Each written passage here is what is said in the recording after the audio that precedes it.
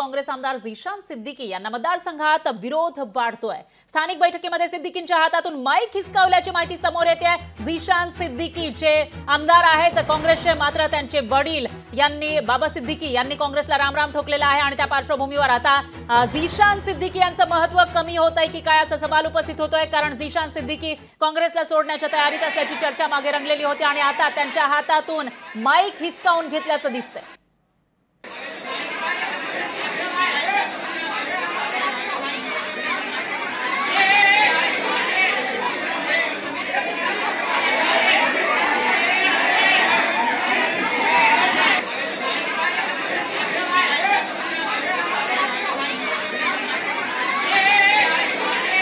Exclusive दृश्य आपण लोकशाही मराठीच्या माध्यमातून बघू शकतो। या ठिकाणी आमदार झीशान सिद्दीकी बोलत होते, मात्र त्यांच्या हातातून एका नागरिकानं माईक हिसकावून घेतला आणि पुनर्विकासाच्या कामात दुर्लक्ष करत असल्याचा आरोप केला। लोकशाही मराठी ऐका, पहा, जागरूक रहा।